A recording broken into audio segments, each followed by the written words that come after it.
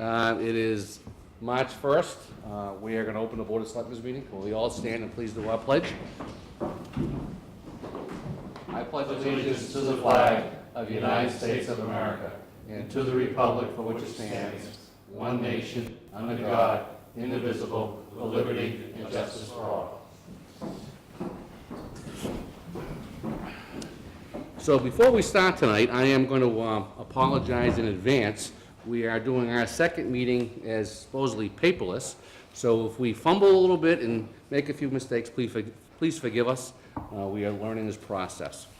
So the first thing we're going to do tonight, right now, is go over our agenda. We have meeting minutes to approve, right, Mr. Brochu? Yes. We have invited guests. We have an opiate task force that the town of Upton has initiated, and we have some invited guests and participants in that group.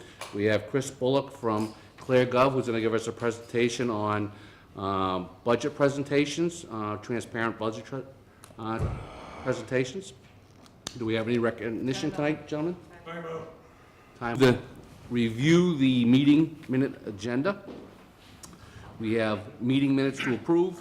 We have invited guests from our Upton Opiate Task Force with the different departments that are associated with that. And we will have a meet and greet on that and discuss what the group is working on. We have Chris Bullock from ClearGov, who will give us a presentation on how to present our budget in a clear and concise way for residents to see and understand it, hopefully easier. Do we have any recognition, gentlemen, tonight? No. Jim, any recognition? No, I'm all set. Okay. We have a manager's report, discussion items. We're going to discuss the police and fire department budgets. We have a motion to approve a communications officer. We are going to review motions for the special town meeting scheduled for March 3rd. We have a motion to approve department head contracts, the police chief, fire and EMS chief, director of public works. We have a discussion around the intent of purchasing 47 acres on East Street, which is under Mass General Law, Chapter 61A. We have a request to approve a 5K road race. We have a request to approve street signs. As the meeting look ahead, we have a wastewater rate recommendation from the DPW. Gentlemen, that's in the packages in the past. We will not review it tonight, but it is for your review for our next meeting. We'll be at our next meeting. So let me open up my tablet and let's get going here. Beautiful. So if I can invite the task force to the table and we'll get some chairs set up and everybody can sit around the table and we'll have a brief discussion, if I could. Yeah. So while you're getting set up, we're going to approve some meeting minutes. Go ahead, Jim. Mr. Chairman, I make a motion to approve the general session meeting minutes dated February 16th, 2016, with a friendly amendment that on line 47, just change Selectman Brochu to Selectman Fleming, please. Second that motion with friendly amendment. Show is unanimous action of the board. I think that's all Okay, we have. I think that's all we have this evening. Thank you, Jim. So a month or so ago, the Board of Selectmen discussed creating a task force and to help our citizens with the opiate epidemic that's within our area. So part of that discussion was to make resources available and make more information available to our citizens in our community and try to help them. We have the police department here, police chief is here. We have Amy Leone from the Community Impact Corporation. We have the Board of Health, Al Holman here, and we have Dr. Joe from the schools. I'd like to have everybody kind of give a brief discussion on what the service is and what they can offer the community and how we can help this epidemic in our town. Chief? Okay. A couple of things that we've talked about. I've been working with Amy to provide some training to all of our officers so they're aware of the resources that are available for people that are battling addiction or people that have overdosed and that we're either delivering Narcan to or following up with them. So we've developed, or Amy has provided, a resource guide, some phone numbers that we can give to families, to patients that they can call and get a wide variety of services. Some of the other things that we've done in the past is we have our medication drop box, we'll continue to advertise that, encouraging people to get rid of their old medications. All of our officers have been carrying Narcan for a little bit over a year now. We have used that out in the field, so that's gone well. And what we're trying to do now is we're going to create a little bit more awareness with our social media pages. We've been doing a little bit of that in the past. I'll be working with Glenn Fowler and the cable to produce some public safety announcements regarding the Good Samaritan Law and some of the other services that Amy's group can provide. Okay. Thanks, Chief. Amy? So a little bit, not only am I from Community Impact, I've also run the Juvenile Advocacy Group, which is a coalition regionally that covers Mendon, Upton, Bellingham, Milford, and Hopedale. And it meets once a month, and it's been meeting for 10 years, and we've been doing a lot of efforts around prevention and looking at risk and protective factors among adolescents and their families. So all of our efforts that we've done over the years, we've been able to work with the schools and people in the community, with the police, you know, trying to make awareness of those efforts, but it definitely, we can do more. So a lot of what, you know, I can bring to the table is looking at the regionalization of prevention as well as education of different strategies to address this opiate issue, or the opioid misuse of it at a local level. You know, we hear a lot about what's being done at the state level, but we really need to look at what can we do here, because, you know, we all are struggling with this. And we've done a lot of our work in Milford. We're also spreading it to the SAFE Coalition, which is also Franklin and Medway. So we're really trying to regionalize out. We'll be starting drop-in centers, which is something that will run every single week, twice in Milford, twice in Franklin to start, and there will be a host of information and resources there, as well as therapists there to help anybody who is struggling with an addiction and wants to get help, or a family member who comes in and says, what do I do? How do I section? You know, maybe it's somebody who wants, a family member who wants to go to a meeting, where do I go? We also will be, because I think a lot of times we forget about the grandparents who are raising their grandchildren for their children who are struggling with, you know, the disease of addiction. And so we'll be supplying resources for them as well, because it's a unique group of population. Sometimes they don't fit into some of the other meetings. They don't feel that they do. We also will be having, you know, the Narcan and promoting more of addressing the fact that prescription take-backs, you know, bringing those drugs back, and just bringing that awareness to parents when you go to the pediatrician's office for your annual physical, making sure that they're aware of what's in their medicine cabinet. On the other side of Community Impact, we're a community mental health practice, and we provide an array of services in regards to, you know, screening, brief screening and intervention for people who have just overdosed or who are at that point where they say, I need help. And I need help now, because that is a fraction of a second that we have to capture them when they need that help. And giving them a list of numbers doesn't work, but giving them that one person that they can call to find out where they could go, whether it's a detox or a program, or it's just to come in and talk. Maybe they don't need that. We've helped so many people, and it's always an honor. Last night we were in Franklin with Chris Herron, and it was so nice to see people that I never met in my life, but talk to their parents and the individual over the phone, and come in and they were sober, clean, and just thanked you for the help that you gave them. And I've never met them in my life, and it's, you know, it's nice to know that that's happening and that it's working. But it's really the collaborative effort that makes it happen. So it's not, we can't do it alone, and that's why a task force is so important. So. Okay.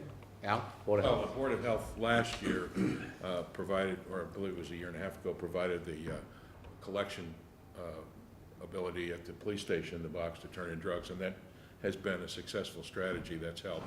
We also pick up sharps in the office, but it's one of those things. The State Board of Health has described it as a crisis now in the state. So the State Board of Health now is becoming more involved in this situation, and the Board of Health, our Board of Health, is going to be involved and throw as many resources as we can against this crisis. and try and help resolve it and be involved. So that's where we're headed. Joe? I think the bottom line is it's about education, and we work K through 12 throughout our curriculum, obviously developmentally appropriate around good decision-making and pro-social behaviors. It's embedded within our health curriculum, but also through our Rachel's Challenge program, which we've had in place now, I'd say at least 6 or 7 years within the district. Even at Memorial and at Clough, through the KCR Club, or Kindness, Caring, and Respect Club, teaching kids about good decision-making. When they reach the middle school and then the high school, we're a lot more explicit about substances and specifically opiates. This school year, we will have Chris Sullivan, former New England Patriot, talk to our middle school students about his struggles with substance abuse. And we've had on 2 occasions, we've had Chris Heron from the Heron Project in to give a very moving presentation to our high school students. I think those programs are wonderful, but the messaging has to be consistent and ongoing. I think our school adjustment counselors and our nursing staff do an outstanding job. You know, I can say both at our middle school and our high school on 2 separate weeks, one in the first semester and then in the spring semester, they do something known as wellness weeks, where it's really a focus on proactive health behaviors, but also embedded in the message and is good decision making. So we've got all of those programs in place. We also, within the last year, have had all of our nurses throughout our 4 schools trained in the SBIRT technique or procedure. Can you please help me out what SBIRT stands for? Screening? Brief intervention referral to treatment. So essentially, it's a non-invasive questioning technique that's used with the nurse while she is doing screenings with kids. As you probably know, we have to do screenings for things like scoliosis, vision, hearing, and so on. And this is a very non-invasive screening that identifies, is this particular student at risk or coming from a household that's at risk for opiate abuse. So I think the district has done a lot of things as far as programming that's proactive, but I think, like many other districts, we can always do more. We're looking to partner with Upton, but also with Mendon, and use our resources to reach out to parents and their families. Okay, thank you. I'm gonna, if I may, from the board, I'm gonna speak personally now. My son has an addiction.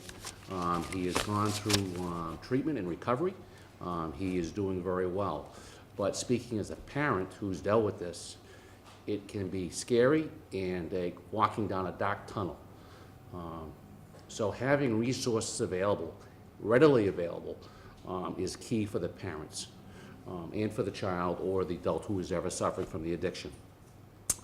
I think it's paramount that the community embrace this approach of allowing resources to be available.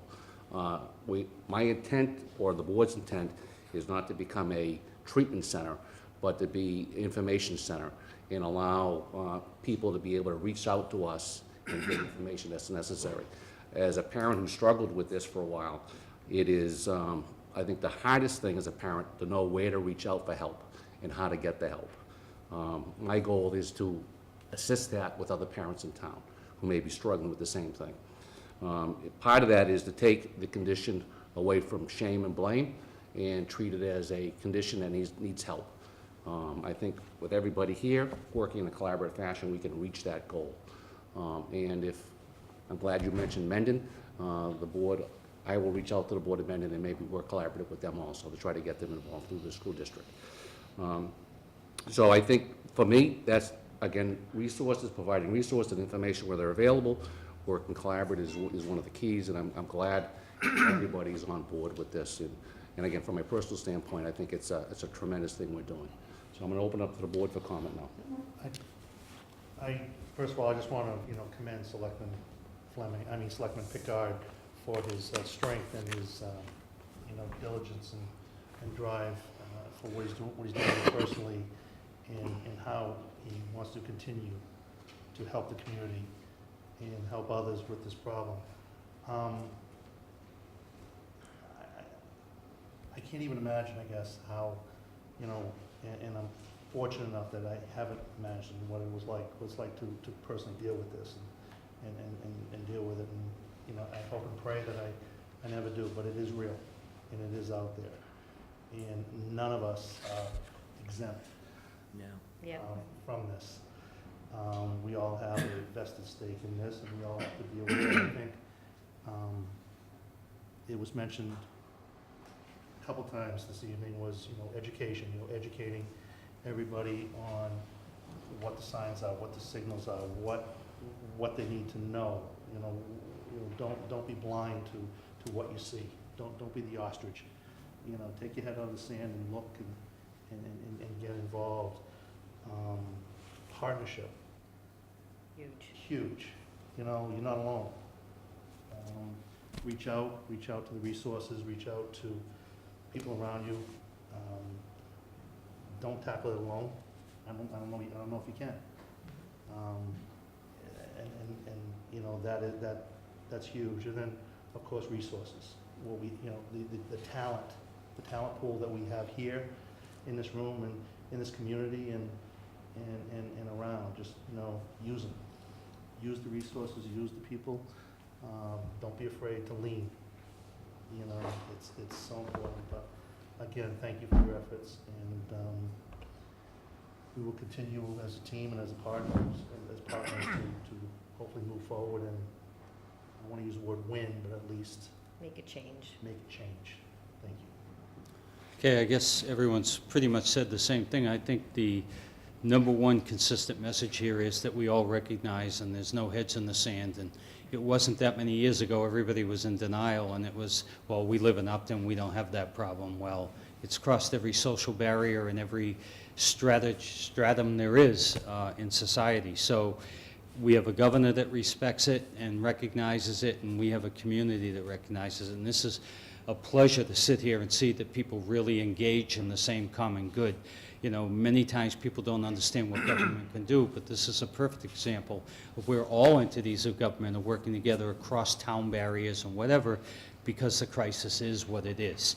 There isn't a person I know that hasn't been impacted by a friend, an associate, a relative, or somebody, and the situation is now an epidemic, and we know that. So I think our message and this board, and I'm not speaking for the board, I'll speak for myself at this point, but I think whatever information we disseminate is one more step in finding ways to address this crisis. And I'm pleased to see, and I listen and hear people speak. I have to admit, I had no knowledge of what the Board of Health does. I didn't know what the school was doing.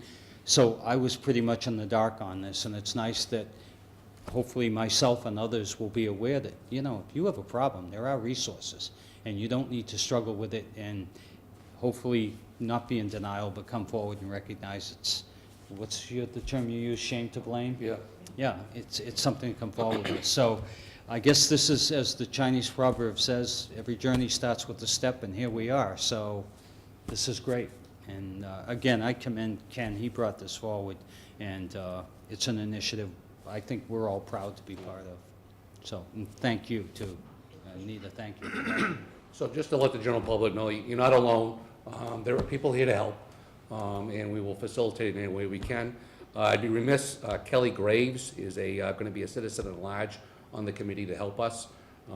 She was unable to make it tonight because she had a work commitment, but we will continue to work together and disseminate information, and we will have more information to follow on how we're going to get all that information out to everybody.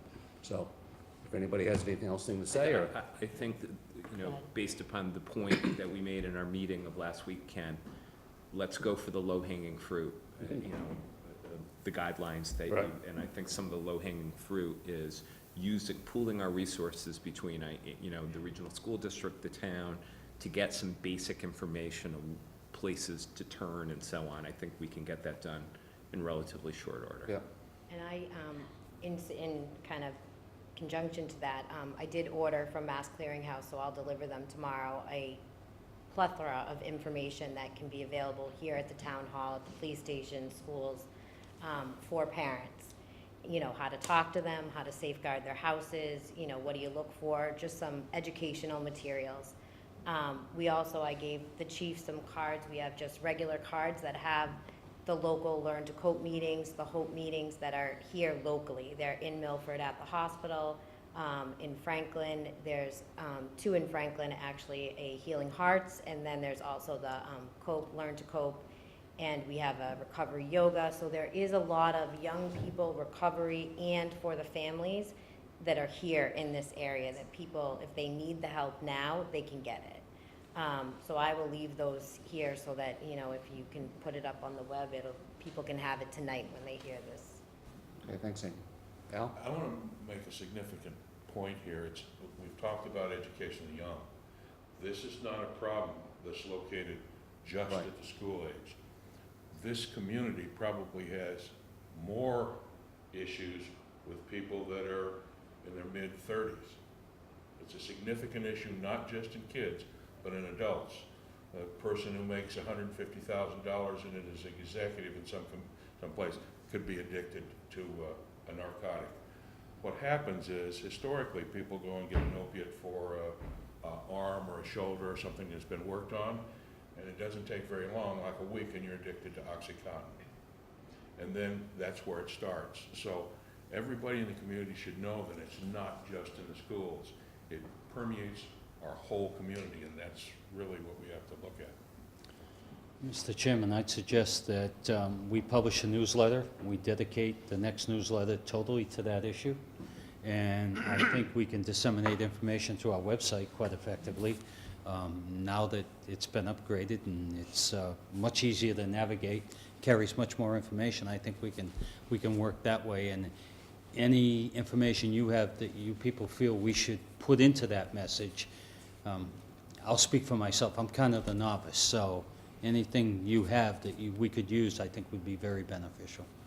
And there is a meeting next Tuesday in Uxbridge, and it is a panel discussion on the opioid epidemic from multiple different recovering addicts, parents, medical providers, as well as, I will be moderating it, but we will also have a drop-in center there, which we will be able to, if somebody needs help, they'll be able to come and talk to a therapist or somebody right then and there at Uxbridge. It's going to be at the high school. At the high school, Oxford Yeah. High School. And I can send you that public service, the press release, and you can put that out as a resource soon. Okay, thank you, Amy. Chief, anything else? I think we said everything we need to say. Okay, just again, in closing, we're here to help. Anything we can do, we will do our best to make that happen, and no one's alone. Okay? Thank you very much. Thank you. I'd personally like to shake their hands. Yeah. Joe? Joe?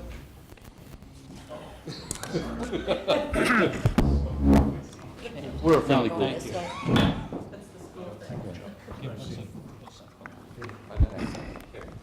Nice presentation. Thank you. Mark. Thank you. It's nice meeting you. Yeah, thank you. I'm Chief. sorry. Nice to meet you. Nice to meet you. Thank you. You're welcome. I'm gonna leave these here. so Great, you have them. thank you very much.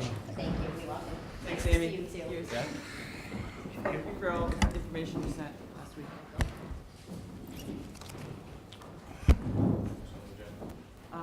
Is ClearGov, but you're right up after that. Okay.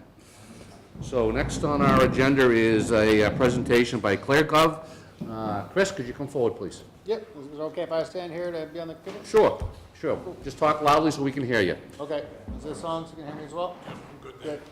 Well, thanks for having me in. Again, my name is Chris Bullock. I'm CEO and founder of a company called ClearGov.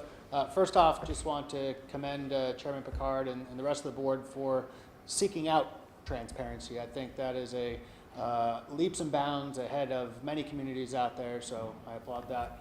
What I'd like to do is maybe give a quick overview of what ClearGov is and what it does, and then open it up for questions. ClearGov started with one simple question, was where are my property taxes going? As a citizen in the neighboring town of Hopkinton, I started seeking out that information on our town's website. And what I came across was an annual report that was 230 pages long. About 150 pages into it, I found the annual financial statements. And two things really stuck out to me. One was that the financial statements were very complex. There was a lot of different funds and transfer between those funds. There was a lot of confusing terminology for the average resident. And two, I found that the numbers were very large and near meaningless. In other words, to see that my town spent $55 million on education was just a big number to me. What I really wanted to know was this an efficient number? Was it too high or too low in comparison to similar towns? After doing some research, I found that the Massachusetts Department of Revenue collects data from the towns on their financial statements and makes it available in even larger, complex Excel spreadsheets. But what we've done is we've taken publicly available information from the Department of Revenue and transformed that into very easy to understand infographics that automatically compare Upton to similar communities based on a variety of factors that we'll talk about today. And if we want to switch over to the computer, I'll give a quick walkthrough. All right, so this is cleargov.com. And as you can see, right now we have California, Massachusetts, and New York. So I'm going to click into Massachusetts. And right away, you'll see that we have literally every single municipality in Massachusetts there. So rather than scroll all the way down to Upton, I'm just going to type it in. Glenn, we're all set. We can see it up there, Glenn. Oh, yeah. Okay. Yeah, we're all set. So this is the current page, ClearGov page for Upton. And as I mentioned, we create a page for every town in Massachusetts, and you'll notice that it, right off the bat, it's 2014 data. This is the most recent data we can get from the Department of Revenue. Then we cross that with U.S. Census Bureau information. So you can see a quick demographic snapshot of Upton, its population, home value, and median household income, and how that compares to the state average to really give the user kind of a footing in this data. Next, we look at the financial overview. And you can see that we look at revenues and expenses, and we break that down on a per-person basis, and then compare that per-person metric against similar towns. So you can see that Upton's expenses are 21% less than similar towns, and I'm actually going to click on that and show you which towns we automatically compare you against. We look at a population range of 40% higher or lower, and a median home value of 20% higher or lower. And through that, the algorithm has identified Littleton, Stowe, Maynard, Hopedale, Sutton, Millis, Plainville, Berkeley, Mendon, and Sterling as your town's closest peers. And if you scroll down a bit, you can even see the figures as to how we came up with those. So for each one of these metrics, revenues and expenses, you can click into that and get a quick understanding of where the town gets its money.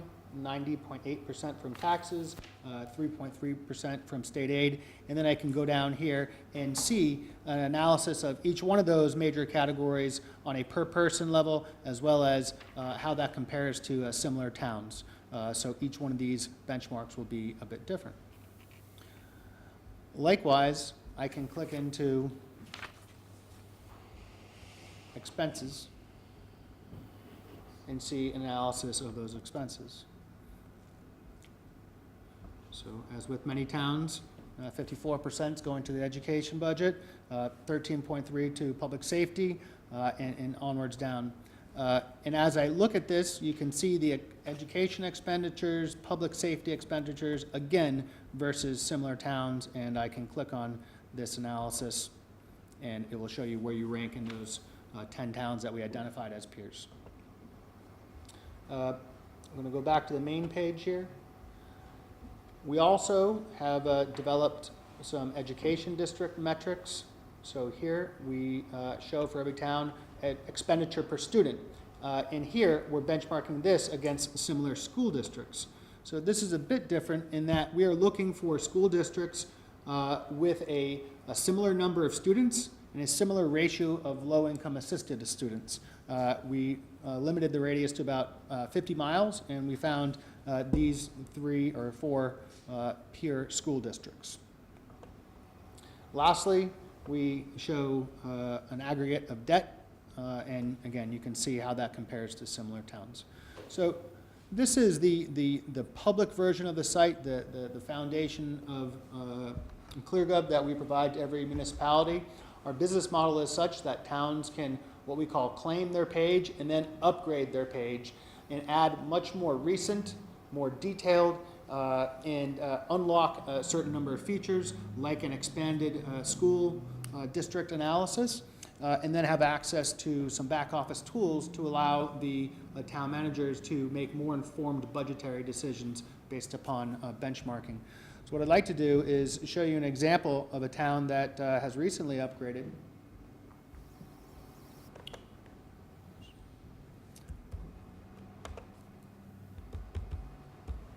The town of Easton. So here's an example of the town of Easton's page, and just to show you how they're using this, this is their homepage. So they're advertising this as their financial transparency center.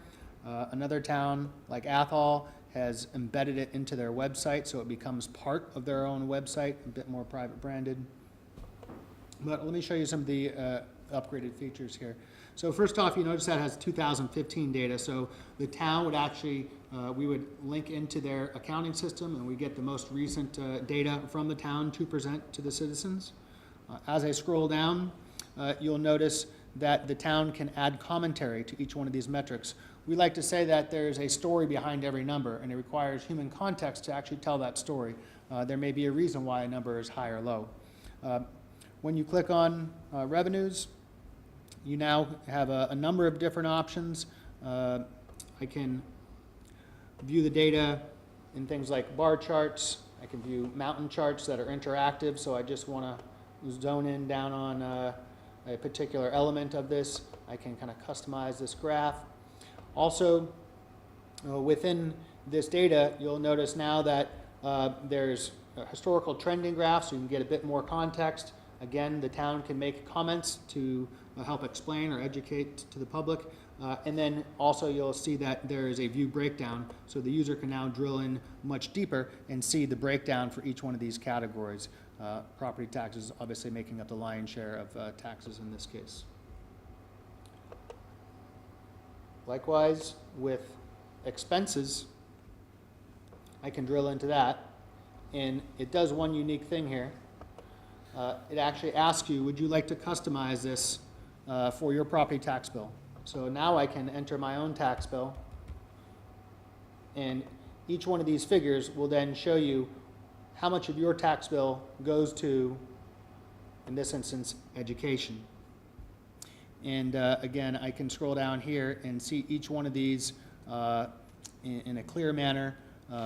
Here's an instance where the town noticed that public safety costs were going up, and rather than having incoming questions, they said, well, let's explain why that is. And there was actually a great explanation for that, in that in 2009 they let off 15% of their workforce due to the Great Recession, and now they're just hiring those folks back. So there's a real story behind that, and they were able to communicate that.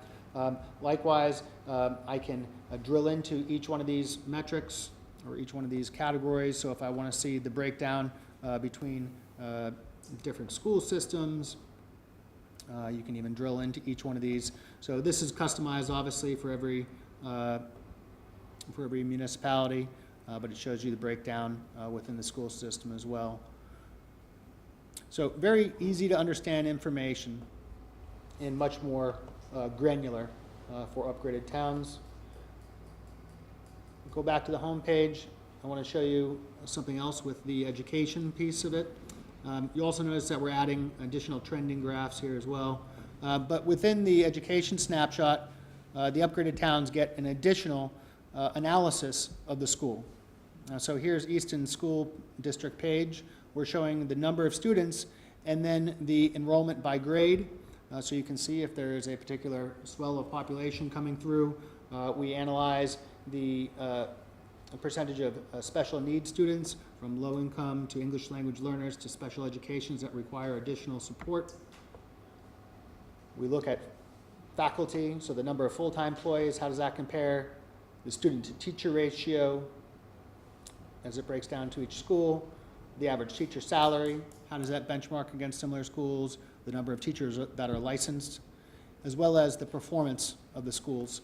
So you can see the average SAT score, how that translates into the graduate high school rate, as well as the percentage that goes to college.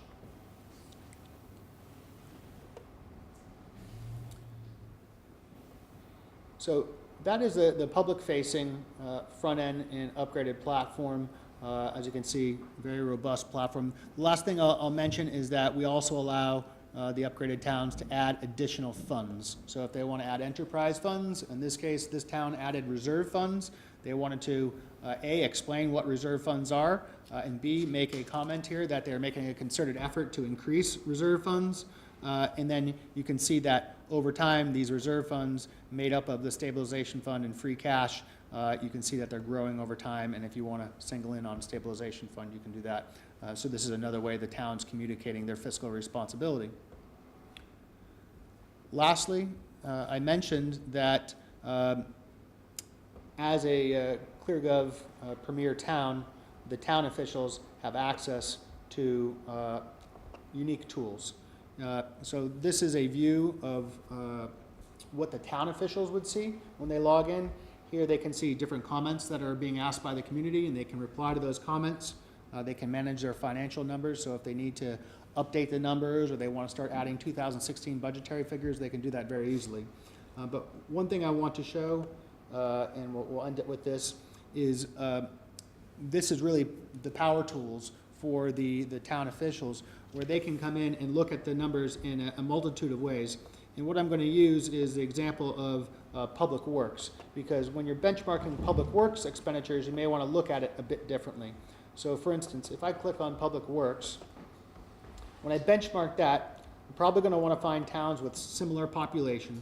And you can see on the right-hand side, based upon our town's population, I'm logged in as Easton, you can see 128 matches. When you're benchmarking public works, you may not care about home values, but what you do care about is land area. So if I click on that, it brings the peer group down a bit, and then I may also care about road miles. And that found a lot of peers, so I may want to take this spread of land area in and get a tighter spread, and you'll see that through this we found 11 towns that match closely to my town based upon those filter criteria for just public works. And then I can look at those figures and I can see their actual budget for those towns. I can break it down on a per capita basis and a percentage of total budget, and then export that to Excel and do whatever I want with it. So really, this is a tool, as I mentioned, for the government officials to better assess their own budget in comparison to similar communities and make more informed and data-driven decisions. Okay, thanks, Chris. So, Chris, I'm going to open up the board to ask questions. I'm going to go out of protocol. I'm going to ask, we got a few people from the public, from the town here. Allow them to ask questions. Absolutely. And then we're going to conclude because we're really running past our normal time. So, board, go ahead. Ask your My questions. comments are very simple. I went on it, and I was able to navigate it. It was very simplistic. I didn't find any barriers to it, and I'm not an IT expert by any means, but I could surf right through it. There was a lot of valuable information. I think the more we incorporate into it, the more beneficial it is. You opened with the keyword transparency, and we're trying to help people understand where their tax dollars go and why they're at the level they're at. And this is a great tool to do it, simply put. Jim? Again, I concur with Selectman Fleming. He's more of an IT expert than I am, but I actually went on the website and I navigated through fine and found it truly very informative and very easy to maneuver through. Great. And I love some of the things that you pointed out. This you can, I don't want to use it manipulate, but you can, try to ask the website some questions to get your own, to try to gain your own data as far as what you're trying to achieve and what you're trying to work to better. So it's definitely an asset, easy to use, and I think a valuable tool. Great, I appreciate it. I would just add one other thing, is that we are working with school districts as well to offer additional metrics for them to do their own comparisons as well, so if you want to talk about that. So I'm gonna open it up to the Bill, if you got any questions, Chief, Joe, Chief, any questions? What type of, how much traffic do you see on your website? Oh, geez, across the entire website? Yeah, I mean, the average town's what, how much people, how much? Oh, the average town, how much Yeah, they for see? an average town, how many residents are actually going through and looking through the detail that's on there? I think that on an average basis, it's tough to say. A, you have to compare it to the average town's website traffic overall. And B is how, what type of shelf space do they give ClearGov, so to speak? Are they putting it on the homepage, or are they putting it deep in the site? That will also drive different amounts of traffic. So I think that's going to vary widely. And I think that beyond just the traffic that it generates or the eyeballs that see it, it changes the conversation in the town. And it sends a message to the community that the town is proud of its financials, it has nothing to hide, it wants to collaborate with citizens and put this information out there and create a constructive dialogue. And I think that's invaluable. So I know I kind of gave you a roundabout answer, but I truly think it does vary by community. I mean, obviously, a town of Framingham is going to see a ton of traffic on it, just inherently. My question was, we put financials out on our websites now, finance committee reports, and how much additional traffic will we see, or how many more people will be looking at that data if we present it in this format? Yeah. I think people are intimidated by those big financial reports. So this is, I think, an entirely different animal. And for what it's worth, we are working with the town of Framingham to create a crime page. So basically a crime infographic. We're trying to delineate which metrics we want to put on there right now. So if that's something that you're looking to make a bit more transparent to the public too, would be welcome. Any other, Bill, any questions? I will say that I have visited all of those mass, the state level sites, and I agree wholeheartedly there. The information is out there, it's free, but it's very difficult to use. And this looks like it would be very easy to use, and when I get home tonight, I'll be checking it out. And I think your statement that it starts a conversation and makes it easy for people to look and see for themselves how the money gets spent is a good thing. And ultimately, I'd like to see forecasting tools on it. Yeah, I agree. I think that's a good idea. Joe? Any? Chris, to what degree could we customize? For example, and we've had a lot of success in the last 3-4 years with AP test taking, the number of kids accessing those tests, Yep. and our results. Could we customize something like that for the regional school district? Yes. So our approach to customization is to really partner with every one of our clients and ask them what they're looking to show, and then we build that into the platform for everyone, but we make it optional. So each one of those kind of square panels you saw in there, you can turn those on and off. So we could create, for instance, an AP panel that one town may want to show, another one may not. So we'd love to work with you to customize it. Chief, anything you'd want to? Okay. Great. So for myself, I think one of the key things is the comparison of towns. I think we all have done that at some point, but it's nice to have someone else do it and have the data accurate, and then also check that trend. One thing I was unfamiliar with, because I had gone through the site quite a bit, is the customization of your search when you're looking at departments. I think that's really nice. You mentioned the DPW. For us, how many miles of road we have is a good comparison. How many miles of water and sewer line we have, how many customers we have, and also having the enterprise accounts on it would help. I'm personally an advocate of this. I think it's great. I think it helps transparency, and we may not get a lot of traffic initially, but I think the more we publicize it and the more people realize how easy it is to navigate and how useful it is, that number I would hope would increase. Okay, so gentlemen, if there's nothing else, we're going to conclude. Thank you very much for the Chris. opportunity. Thanks, Chris. Thank you. Thank you. Okay. So we have no recognition tonight, right, from anybody? So we're gonna, Blythe, I'm gonna kick you towards the end. I'm sorry. We are gonna move right to the police and fire department budgets. Chief, why don't you come up first? If you want to send me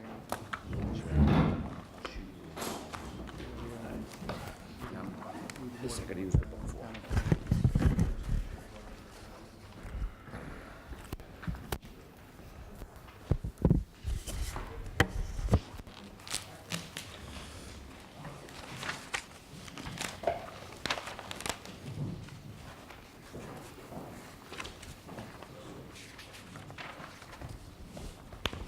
Hey, Chief, whenever you're ready. Hmm? Nice tap. All right, I'll just go right through the budget as we usually do. You'll see on the second page here, or the first page after the cover sheet, budget statement, basically, the FY 2017 recommended budget for Police and Communications Department includes a 2% contractual increase. Now that the union contracts has been settled, that's at 2%. It also includes revenue for regional dispatch, the town of Hopedale, and anticipated grant funds have been included in the budget. A snapshot at wages, we have a 2.2% increase. Building maintenance, level funded. Computer maintenance, a 5.65% increase. Cruiser, 17.65% increase. Cruiser maintenance, level funded. Cruiser gas, an 11.76% decrease. Clothing allowance, level funded. General expenses, level funded. Police training fees is a 33.33% increase. That increase is $1,500.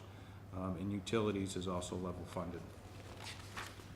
So going through each item,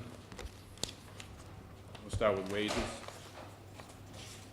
The wage line item consists of police communication wages, police overtime, communications overtime, training, education center program payments, contractual wage increases at 2%. This budget that I proposed also proposes a change in the command structure of the police department, which is currently a chief and 3 sergeants, to a chief, lieutenant, and 2 sergeants. Okay, I'm proposing that for a couple of reasons. It gives us a clearer chain of command, and it also in the future will provide some growth for officers in the department that aspire to be police executives also, and hopefully keep some of that talent around. May Please. I ask? Yes. The lieutenant would be management position? It'd be a management position, yes. It Yeah. would be a non-union position. All right, thanks. So if you look at the line items, you'll see a 2% increase. You'll see the lieutenant at a 12.2% increase. Basically, that is a 10% above what a sergeant is. And that would be the base rate proposed for lieutenant. With the lieutenant's position, I've decreased the overtime line item by approximately $4,500 because the lieutenant would be on a 5-2 schedule as opposed to a 4-2 schedule, which equals to an additional 16 work days per year that a lieutenant would be working over what a sergeant would be working. So there's some savings there in vacant shifts and shifts that need to be filled. Moving down the wage line items, police overtime basically is a result of the wage increase for the contract. It's a 1.46% increase. Police education incentive program. On the police side, it's going up $4,000, but that $4,000 is being reduced on the communication side. So the overall incentive program is staying the same. It's just the amounts being shifted to accurately show where the dollars are coming from, or going to. Police training, a slight increase. Police training is basically wages for training, so that's a result of the contract. Communications in police longevity, that increase is contractual. And then we have communication salaries, First line item, we have an increase of 5.06%. That is a communications officer. Not only gets their COLA increase, but is also moving up a step in the contract. Salary for number 3 is a 7.58% decrease. That is the result of a communications officer has left that position, and now we're hiring a new communications officer at the bottom step. You'll see the reduction in communication EIP is what I talked about, moving that over to the police side. And communication, part-time and overtime wages is still at a $0 amount. That's basically covered by our 911 support and incentive grant, which is a grant that's provided by State 911. It has increased to cover all those costs because of our agreement with Hopedale as well. Any questions on wages? No.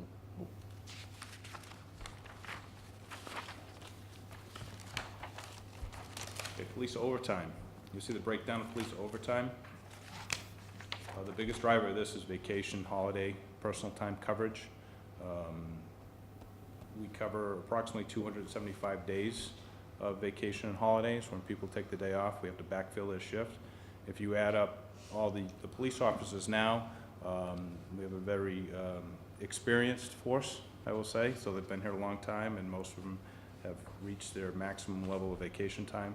So there's approximately 505 days per year that I have to fill or cover for vacation, holidays, and personal time. So if I may jump in, I know we've had this conversation before, but is it more practical to hire an extra officer to Well, cover instead of having overtime? Sure. In my first draft of this budget, I did propose that. So what would have taken place, a new hire would have been approximately $62,000, which would have resulted in a reduction of about $50,000 in overtime. So I had conversations with the town manager, because that doesn't include the benefits package that goes along with it. So the determination was made to continue on the path that we're on, rather than hire a new officer and spend really additional money.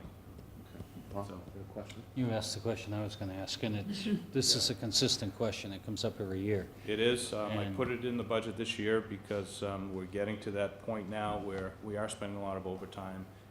It would be helpful to have an additional body out there, but financially, it's still a And challenge. If I may, it also allows to integrate experience.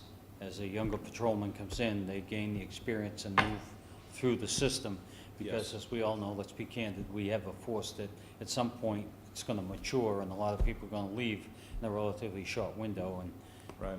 that- Yeah, that's one of the big things I took a good look at in this budget is probably in the next 5 to 7 years, we may potentially could lose half of our department. So having a lieutenant on board, keeping that position as some of these officers come up through the ranks, I think will help us in the future, and certainly getting new officers as well. So contractually, if we hired an additional officer to cover the vacations and all the overtimes, they would be changing shifts. Is that something that's easily worked out through the contract, or is that a very difficult thing to navigate? It's a difficult thing because they have to be assigned to a 4-on, 2-off shift, so you can't plug them in a day here, a day there, Yeah. whenever you want. So it's You not have like a to try float to- officer that you could have? No, you have to give them a consistent schedule, that's a 4 and 2.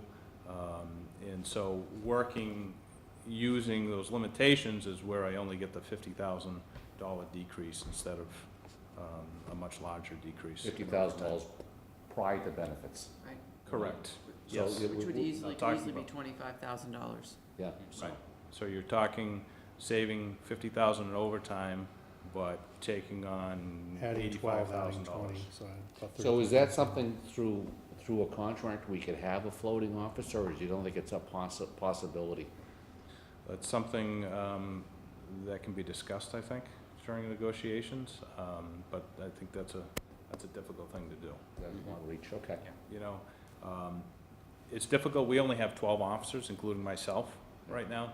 So as the town grows and the department gets bigger, it's easier to accomplish covering shifts than it is when you're at the minimum. Right. Okay. Sorry for the interruption. Why don't you That's continue, okay. Chief? No, it's a conversation that we have often and something that we struggle with. I'm glad you were prepared then. Okay, any questions on police overtime or wages and where the dollars go? The next category is police training. Basically, this is for mandatory training, in-service training for officers, certifications such as breathalyzer, pepper spray, taser training, critical incident training, and firearms training. Police Education Center program we discussed, as well as longevity. If I can jump in Sure. quickly, Chief. So if I go to page 2 of your budget statement, you have police training fees. Yes. That's different than, Yes, police Police training, training. overtime is basically what we're paying the officers to go to training. Mm-hmm. Because generally, they're going to training on overtime. Police training fees is what we're paying for maybe perhaps an instructor to come in, or if we're sending somebody to a course, Okay. it's the course fee or other related expenses to the training. all right, thank you. At one time, that was all in one budget, and we had the discussion with the town accountant. He wanted to see those broken up. Okay. I think we did that last year, it was the first year. Communications overtime, you can see the breakdown in overtime, shift coverage, part-time shifts. We have one Sunday day shift, which is dedicated to a part-timer. Sick time coverage, shift differential, and additional coverage for the regional dispatch on special events and times when we know there's gonna be a particularly bad storm. We'll call an extra dispatcher in, because we are taking 911 calls for the town of Hopedale as well. That cost of all these items is right now being covered by the 911 support grant. So that's a total of $54,376. Communications EIP, we discussed. Communications training. There's a couple items on here, mandatory monthly training meetings. We have a monthly training meeting with all of our dispatchers. We do our quality analysis. We discuss different calls and protocol for dispatch. Communication training for new hires. This is kind of an ongoing thing. Part-timers is kind of a revolving door. Every couple of years, we're replacing part-timers. Those costs are offset by a $10,000 911 training grant, reimbursable grant that we receive through the state 911. So it brings that total training amount down from $15,000 down to $5,000.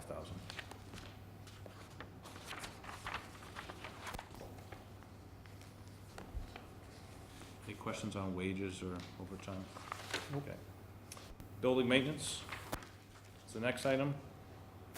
That's been level funded.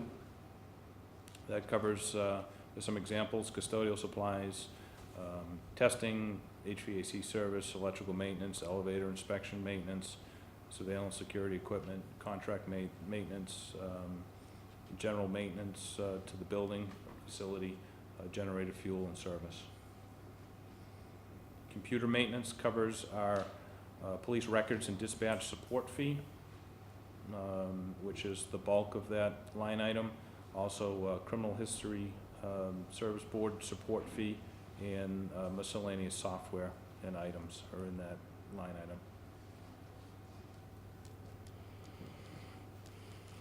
Police cruiser.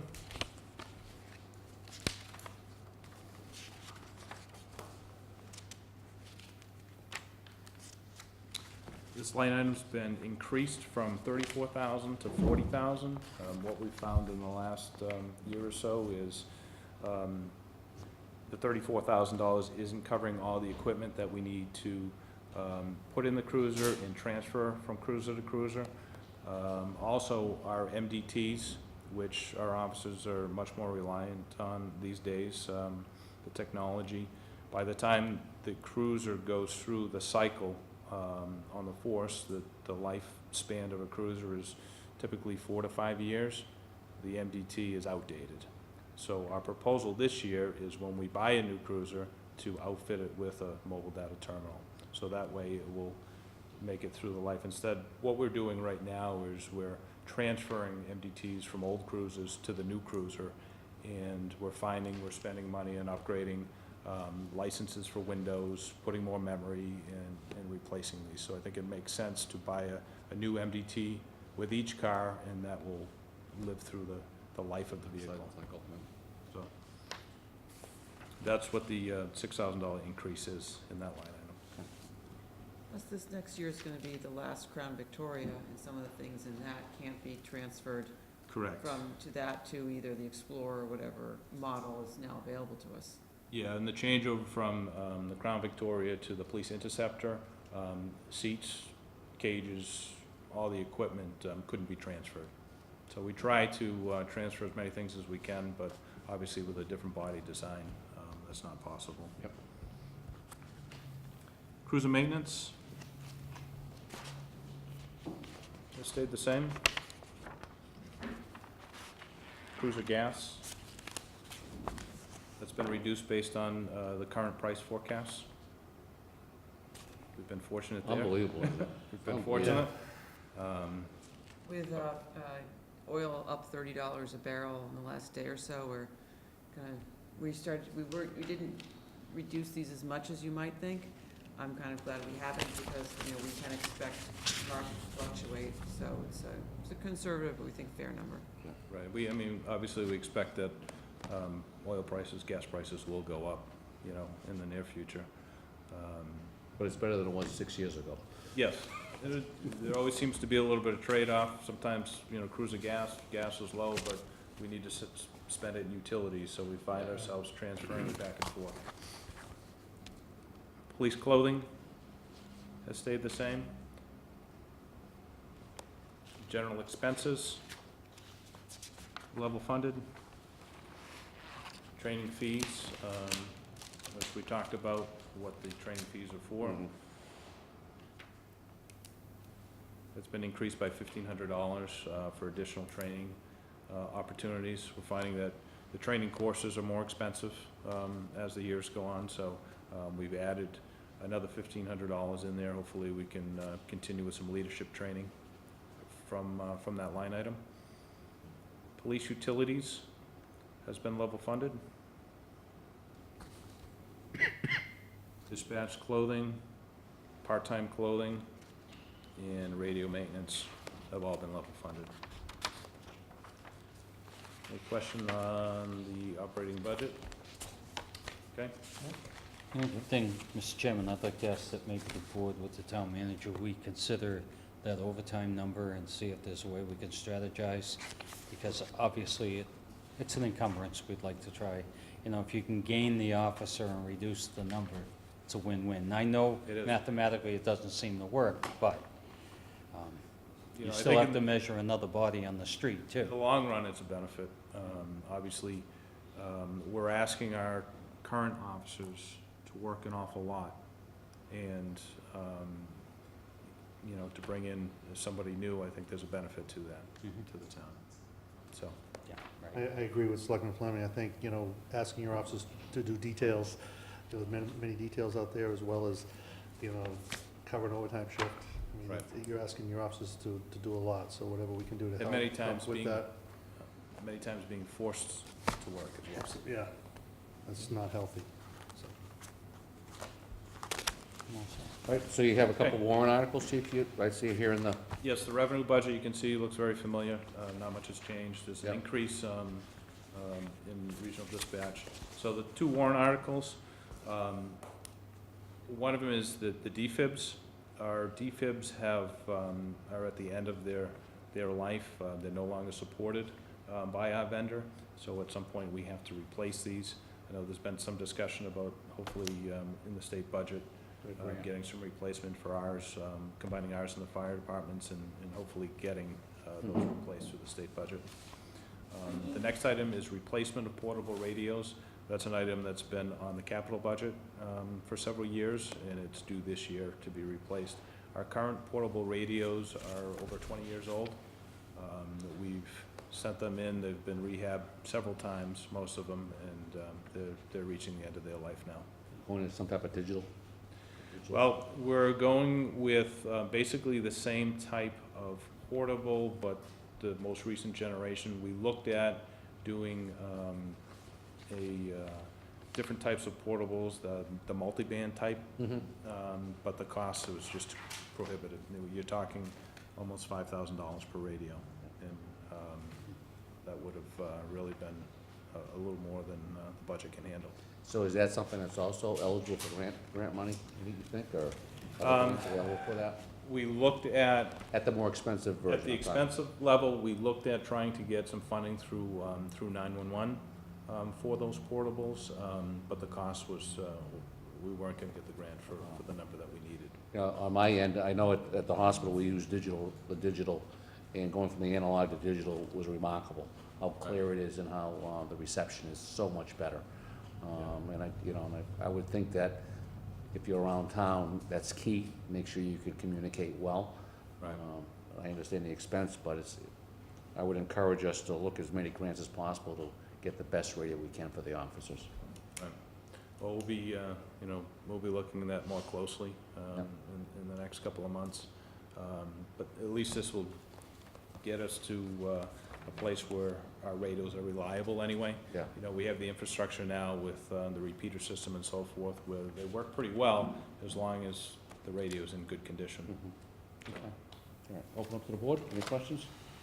No, again, great job with the budget presentation and the submittal, understanding increases, again, very simplistic, you justified everything. I concur with the, whatever we can do, on the overtime, and I know it's a struggle that we all have to deal with, but we're all working on it, so, again, thank you.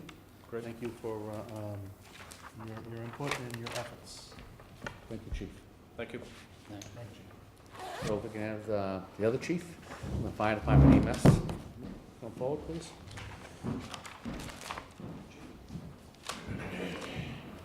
Good evening, Good evening, Chief. Ron. members of the board.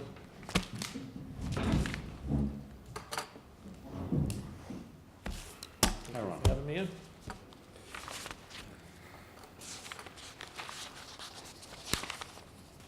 Do you have a preference whether we talk about fire or EMS first? I'm just going by what I have in my book here, and I believe we're talking, I got Fire's good. Fire? Start at the beginning.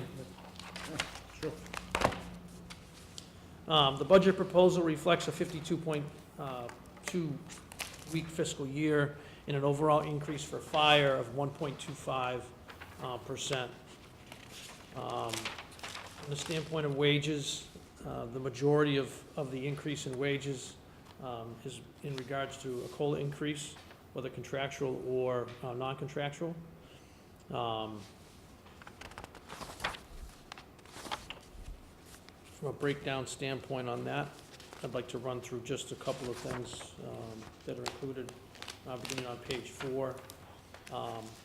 The contract provides, the union contract provides for a stipend for Fire Officer 1, which is a one-time payment for members that achieve that certification. We don't have any members that are going to achieve that certification this year, so the budget was reduced $900 in that amount. The career staff contractual cost of living increase of 2% for FY17. In addition to that, as part of the ALS discussion last year, a $650 annual stipend was agreed upon for the non-ALS staff, which is made up, that's 3 of our members. So the budget was increased to reflect that. Our full-time staff, I'm happy to report, in this last contract, agreed to increase the number of workdays to 365 days a year at 14-hour days. That's full-time staffing, whether it's per diem or career. And there's an increase in holiday pay, which reflects that staffing change. We have 2 contractual members who are eligible for longevity pay, and the longevity line was changed this year as part of negotiations by a small amount.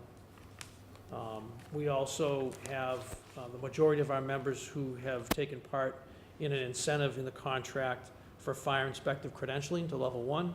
These are the members that go out and do routine inspections on a day-to-day basis, whether it's smoke detectors or oil burners, propane, gas storage, that type of thing. There's certification levels for them now, and if they agree to become certified through Inspector Level 1 at this point, it's a 15-cent increase. So we have 4 members that have achieved that certification, and it equates to a $355 increase in wages for fire this year. Any question on wages for fire? Moving on to operations. The fire overtime decrease, that's because of the, what you had said about the contractual, about the hour changes with the shift coverage? Yes. Okay.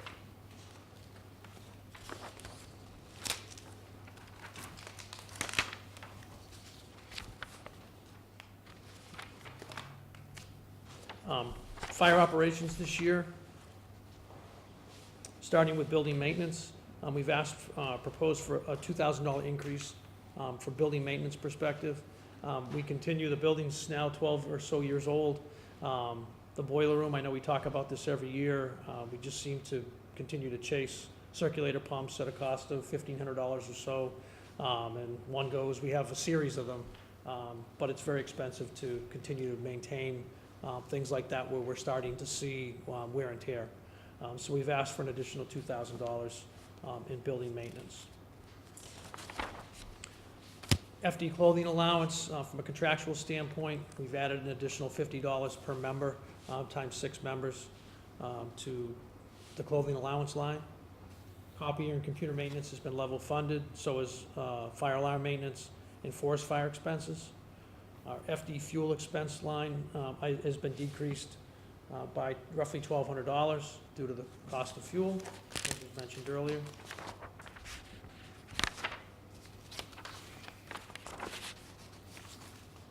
From the standpoint of new equipment, there's been no increase in the new equipment line, radio repair, or fire training for this year.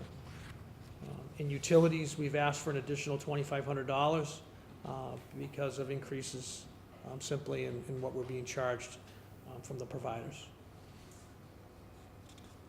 Fire vehicle maintenance expense has been level funded. So Chief, the utility line 193 versus 32.5 right there, that should be 35,000? That should be $35,000. And this one on the detail? Yeah.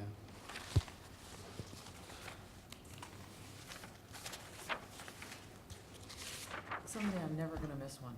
I'm not sure when that's gonna be. Thank you.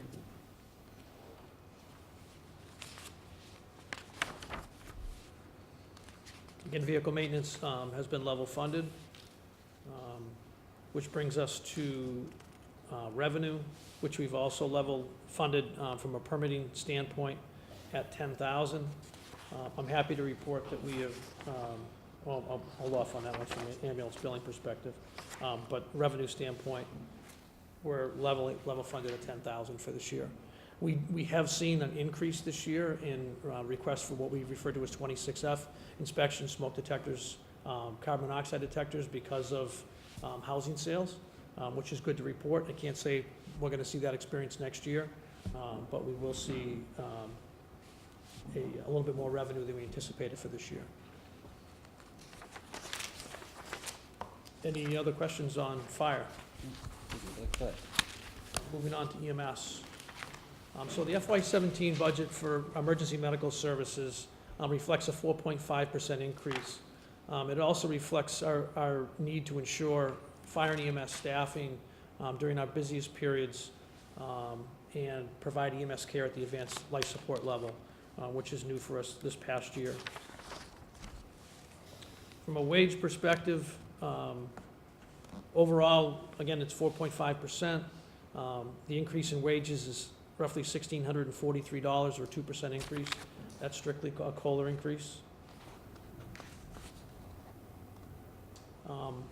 I'm also of the understanding that we're going to continue discussion next week about a proposal for ALS staffing now that we've achieved a year and a half into our ALS plan and moving toward a 3-year goal of providing 24/7 staffing. We're hopeful we're going to. Yeah, we'll definitely Continue this talk about that at a conversation. future meeting. Sounds good. Any other questions on wages? So I'm just looking at general well, okay, never mind, I'm sorry, I was just gonna go with the general comment. Go ahead. From an operations standpoint, during this past contract negotiation, we were able to achieve a standard operating procedure that satisfied both the union, myself, the people in the room, the department in general, in regards to infectious disease control. I'm happy to report that that operating guideline is very comprehensive, but it also includes things like vaccinations that we don't provide now from a municipality standpoint. So things like tuberculosis testing, hepatitis, things like that are something that we're going to offer now moving forward. So to do that, what we've proposed is taking $6,000 from our paramedic training line and moving that to ambulance service supplies for our infectious disease and vaccination program.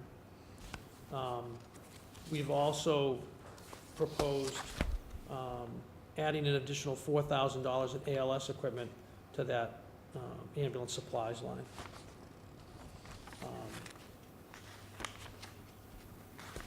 So the total increase for ambulance service supplies would be $10,000. That's $6,000 from paramedic training and $4,000 additional.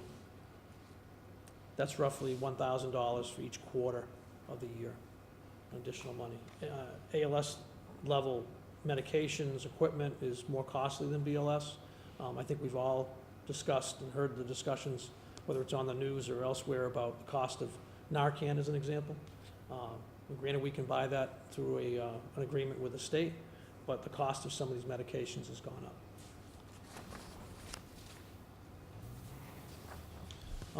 Moving on, ambulance clothing allowance has been level funded for FY17, along with ambulance service licensing, paramedic expense.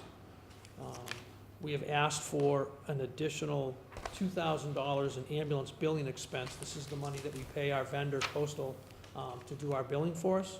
And the reason for that increase is because we're generating more revenue, which means we're paying a little bit more from a fee standpoint back to Coastal. So we're happy to report that our revenues are up a little bit, but it also costs us a little bit of money on the other end. So if we see this line item go up, Good thing. that's a good thing, It's a because good thing, ultimately it yep. means our revenue's Paying going more up. taxes. You made more money, so you get to pay more taxes. Yeah. From a revenue budget perspective, we've increased our revenue projection up $5,000 from last year, which in the end, I think we actually were looking at a $210,000 amount. We originally proposed a higher amount and then reduced that amount because it was our first year doing ALS. We weren't exactly sure what that revenue projection was going to be. So we're happy to report that we've settled on a $250,000 number for this year, and all indications are we'll be able to achieve that. We're gonna exceed our number this year, and we're trying to be conservative about next year.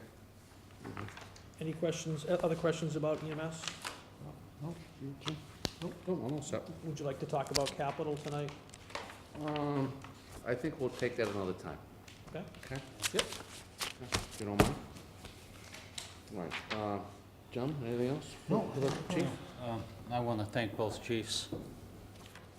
It's informative. Yeah, I think it's, overall, I think it's, the budget is where we want to be. You know, there's some ups and some downs, but we'll continue to work on that, to try to keep it as low as we can to move forward.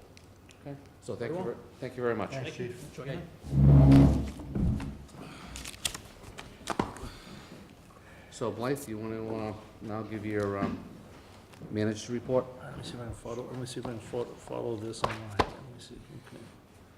I will keep it brief. The planning board's been very busy lately. A couple things that happened last week that are also on your radar screen. There was they approved the Kiwanis Beach parking lot.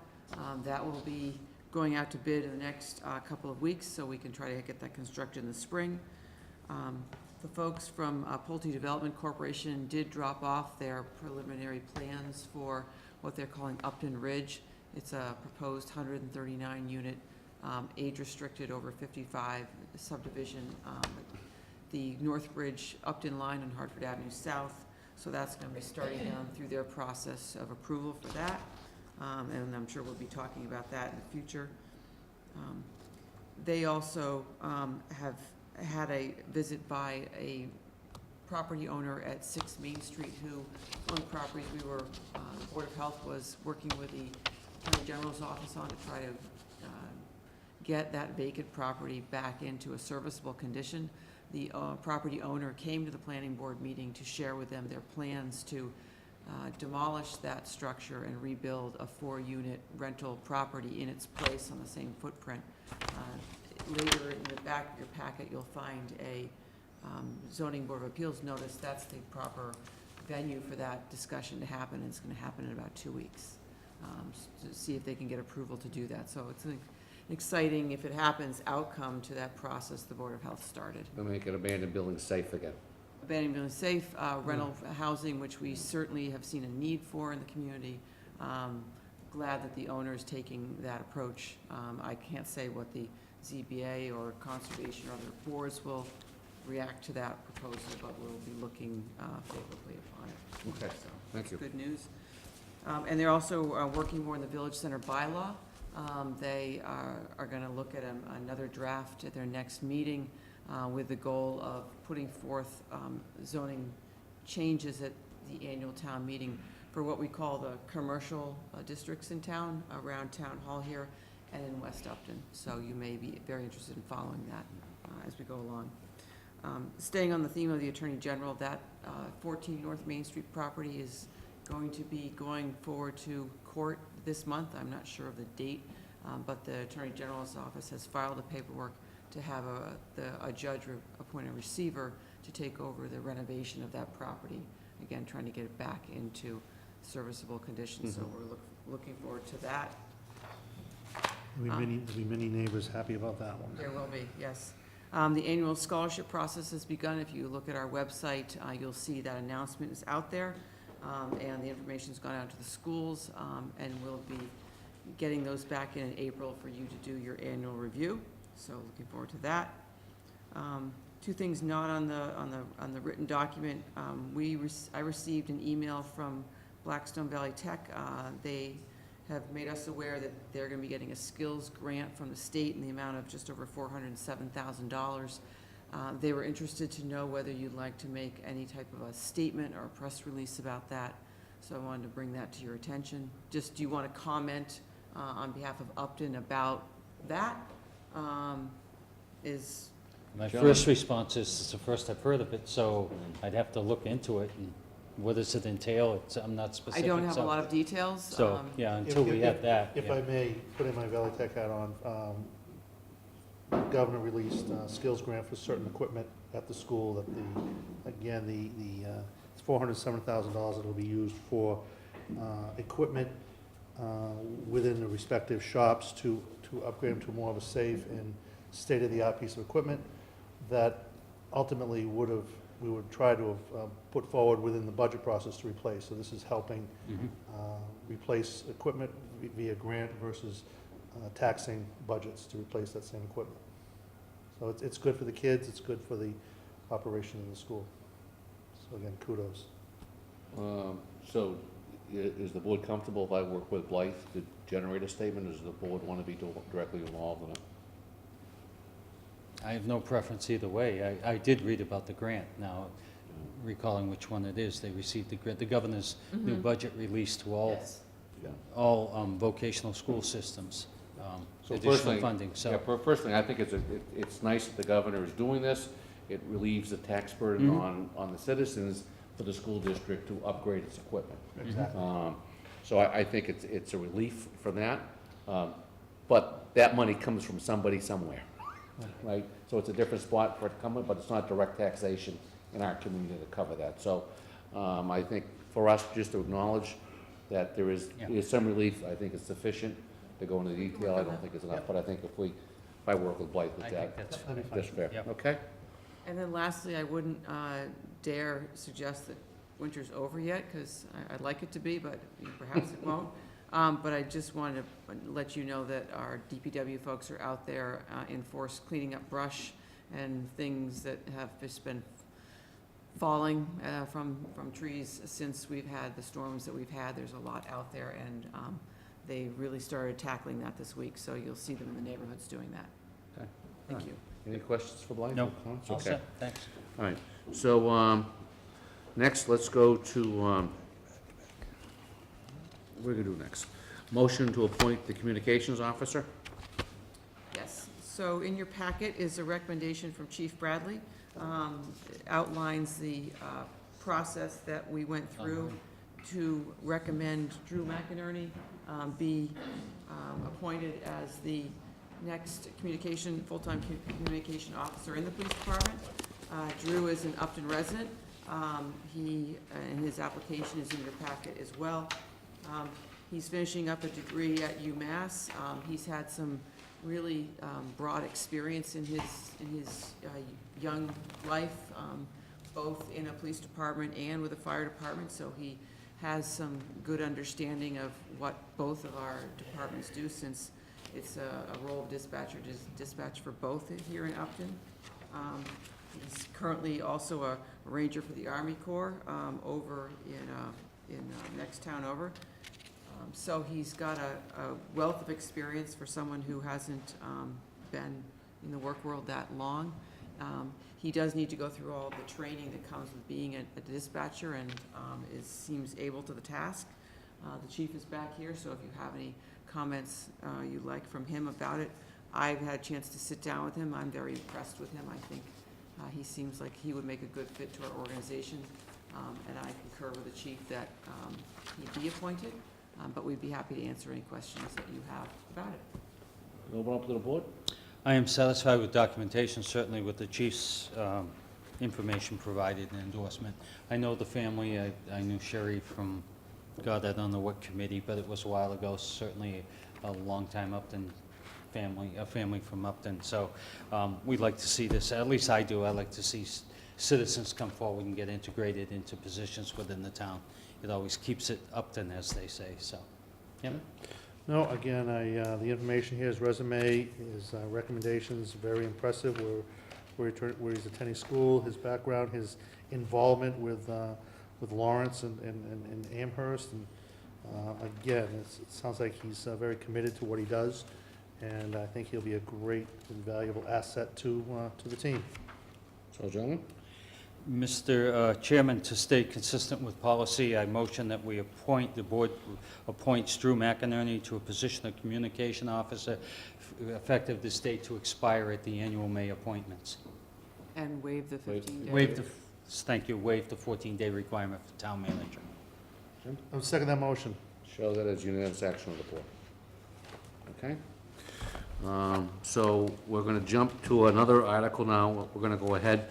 Motion to approve the department head contracts, if we could, which is 7.4. We have 3 contracts before us. We have the police chief's contract, fire chief's contract, and the DPW director's contract. The police and fire are for 3 years.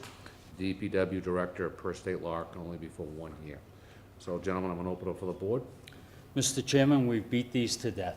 Yeah. So I think it's time to make the appointments to endorse the contracts, or authorize town manager to endorse the contracts, waiving the 14-day requirement. So, Well, they're already here. I don't think we have to, I know, but, well, to reinstate, you're there right. you go. All right, so do we have a motion? Mr. Chairman, I would like to motion individually, I would like to motion that the board authorize town manager to enter into contract for a 3-year term for Aaron Goodale as fire chief. Second that motion. Show that as unanimous action of the board. Mr. Chairman, I would like to motion that the board authorize town manager to enter into contact for the police chief contract for Chief Bradley as stated, for a 3-year term. Second that motion. Show that as unanimous action of the board. Mr. Chairman, I would like to motion that the board authorize the town manager to enter into contract for the position of DPW director with Vincent Roy for a 1-year contract, as stipulated by law, to be clear. I would second that motion. Show that as unanimous action of the board. Gentlemen, it's a pleasure. Thank you. Thank you for your service. Thank you. Now, come on up. You're going to get a handshake. Thank you. Thanks, Mike. Thanks, Chief. Thank you. It's a pleasure. Thanks, Chief.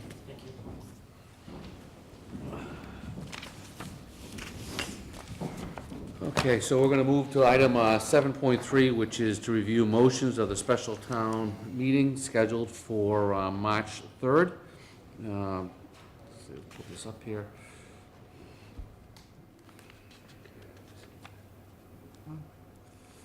Here we go.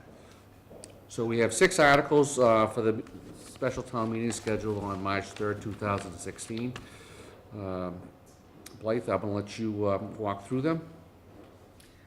They are very much the same as the warrant, with the exception of number 5. Number 5 is the article for the hot box. Our staff has been out looking at the options for this equipment and has determined that they did not need the full $10,000 that was in the original article. So you'll see that the motion is for $7,775. As you recall, this is to match a grant of $25,000 coming from the state. So that's the one change from what was proposed earlier. I think the only question I might have for you, once you finish reviewing them, is how you'd like to handle them from the floor that night. I think, we typically meet an hour before the meeting. I think it's, Are we posted for that hour before Thursday? I don't recall that we did. Well, Mr. Chairman, I am comfortable with the chair working with town manager to determine who reads Okay. what. all right, we'll do that. I think article number 4 will be moved by the Board of Health because it's Yes. nursing wages. Yep. The others, I think, could be handled by each of you, Mhm. however you choose. Yep, okay, so So we'll, Article 3 would be the treasurer collector, would it not? It could. Should be. It was going to be a wages item until we determined to take it out because it requires a 2/3 vote. Whether you ask him to or we handle it is up to you. I actually feel uncomfortable someone, proponing his own wages. Well, technically, we do with the annual warrant, but, all right, I don't have a preference, I just raised it, it's just, So I'll deal with the manager on that. okay, Okay, fine. so, and we'll just confirm that if we're posted to meet early, that's all, for that night. I don't think that we are. We Okay. don't need to post for the actual Mhm. meeting. That state law had changed on that a Right. while back, but I'm not sure we posted for Okay. 6 o'clock. Okay, It's all right, it's a matter of getting to the meeting and handing the cards. okay. Yep. All right, so, gentlemen, is there anything else you want to bring about the warrant, the special town meeting warrant? Okay, so we'll move on to now, item 7.5, which is, I'll get back to where I gotta be here. That is to discuss the intent to sell 47 acres on East Street that is under Mass General Law, Chapter 61A. Bob, you had already previously brought this up to the board, so I'd like to have you lead the discussion, please. Okay, as the board often does, we were made aware that there was land on East Street, 47 acres, that the owner was in the process of negotiating a sale through another party. I don't know who that party is. The board always expressed interest in learning of available land that is for sale. So I met at the board's bequest, I met with the Realtor as well as the property owner and toured the property, and then brought the information back to the board. The asking price was $750,000 for the 47 acres, and to be clear, much of that land was wet and definitely affected by conservation law. So the board discussed, and it was our intent at this time to not proceed with the purchase or attempted acquisition of that land, to bring it forward to a town meeting. And the property owner was notified of that and said that the board doesn't want to create hardship. And under law, under 61A, the property owner is required to pay back taxes when the land is up for sale and it no longer is considered agricultural or farming, and that's what this owner is willing to do. So we have it before us. If we decide that we still have an interest, we have 120 days for this board to act. Bob? And that is at our discretion. And Bob, where on East Street is the property? It's directly across from where Rockwood Meadows is now being constructed. The driveway, as a matter of fact, is directly across the street from the driveway of Rockwood Meadows. And if you're familiar with the property, there's a house there. It's the property to the left of the house as you face it, and goes back into the woods and actually almost touches Walnut Street, Forest Street, and almost as close as the Hopkinton Road in Hopkinton. So it's a large piece of land, and we walked it extensively, but, you know, it was the board's decision that we would, to use the term pass at this point. Okay. Jim? Mr. Chairman, as Selectman Fleming said, we have had discussions on this as much as, I'll just say, as like sometimes I'm a hoarder of land, and I hate to see things slip through our fingers, but again, I think that timing and the price tag, and right now, we really don't have a plan for this land, so as much as I would hate to see it go on the market, I think right now that we are not in a position to pursue this piece of land for Upton's intent. So, You know, to agree with my fellow selectmen, I think we could always use land. We always have the ability to find need for it, be it an athletic field, be it passive recreation, active recreation, potential maybe affordable housing if we were able to move forward with that. But at this time, a $600,000 $750 would be a very large amount of money for us to swallow, especially after our override vote last year, and I think it'd be inconsiderate to ask our citizens to pay for that at this time. So I recommend that we pass on this at this time. Bill? Question about that. I know Mr. Selectman Fleming has mentioned that you were going to approach the landowner about purchasing land. But I guess from my perspective as a member of the Open Space Committee, typically I get the opportunity, or we get the opportunity, I should say, to evaluate these kinds of offers under our right of first refusal after the land has been offered to us under that scheme. So I don't disagree with all of the reasoning that you just laid out, but from an open space perspective, this is really the first opportunity by virtue of that notice that we've had a chance to even consider whether or not it makes sense from an open space perspective. And frankly, it probably doesn't make sense exclusively from an open space perspective, but there may be other things that we could try to do by working with, like I said, the RecCom, affordable housing, or some other ideas that we may have. Is it possible to defer a decision so that we have a chance to to investigate what we think we may be able to do in terms of raising funds for it? Gentlemen, I'll put up to the Could I reverse the question? How much time would it take for you to do an evaluation? Because the RecCom was consulted. And so one of the first things I would do would be contact them, and in fact what you're telling me is that at this point they don't have any. Well, we didn't get any feedback. I contacted the RecCom, and they had mentioned it, but I don't want to put words in their mouth, but we did not get feedback from them on it. Well, I'm not, speaking for myself, I'm not opposed to giving you some time to do your due diligence. If you feel comfortable in wanting to do that, I think it's appropriate for other departments to look at what they think is necessary. We are under a timeline. I think this board has clearly stated how it feels, but I think we have an obligation to allow you to do your job too. all right. So could I restate my question? Yes. How long do you think? Well, I think we could probably decide within 30 days whether or not there is a reasonable path to get something done within 120 days, Okay. or what's left of the 120 Okay. days.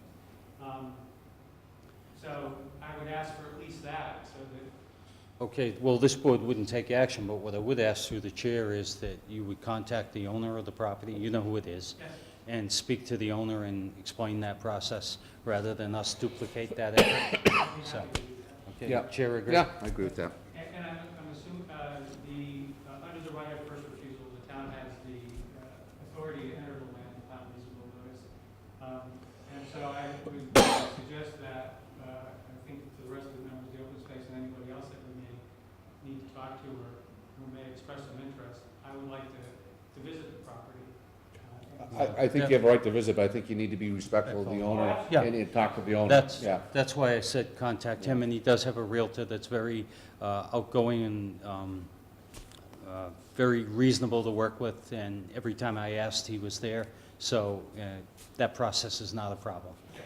I guess I just want to be clear, you know, I don't want people just to go traipsing up there and investigating on their own. Everything has to go through the owner of the property, to be respectful of his If privacy. you do that, I will call him before we go. Okay.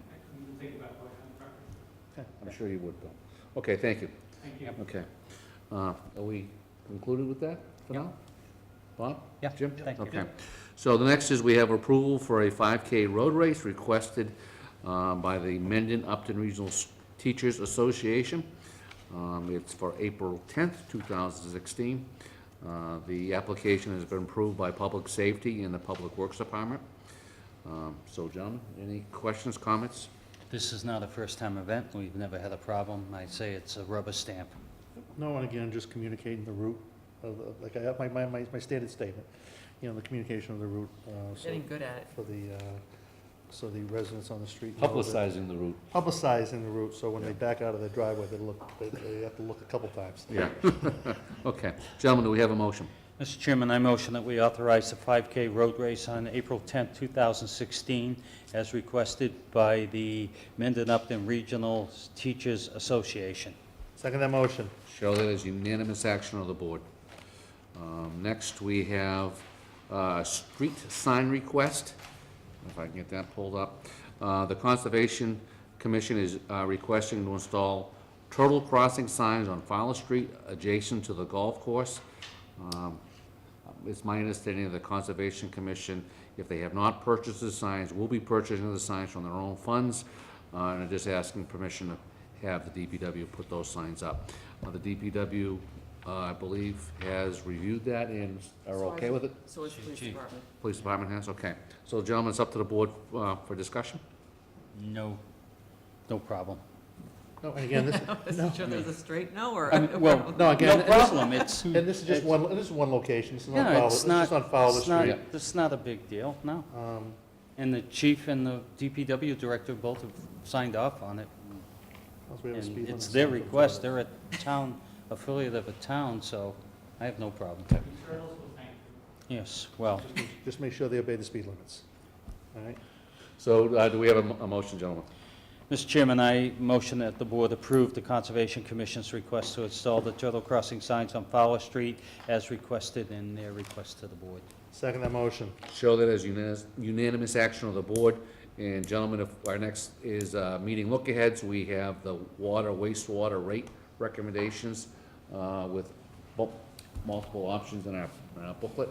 So I would ask everybody to be prepared to discuss that at our next meeting. I've already had dialogue with the town manager this morning, as a matter of fact. And you are going to provide the percentage number for us so that we have that, you know, the percentage of how many are in Yes, class one? Yeah. yes, Thank you. of course. Yep. We have a Okay. public hearing on it at the next meeting, Meeting, so right. we wanted to get you the information so you get a chance to think on it before we talk about it. Get our questions ready. Yes. All right, so gentlemen, I'm going to open up. Is there anything else? No, Mr. Chairman. All right, so I am going to close the meeting, and what time is it? It is, excuse me? Mr. Chairman, I make a motion at 7:49 to adjourn the meeting. So moved. Second.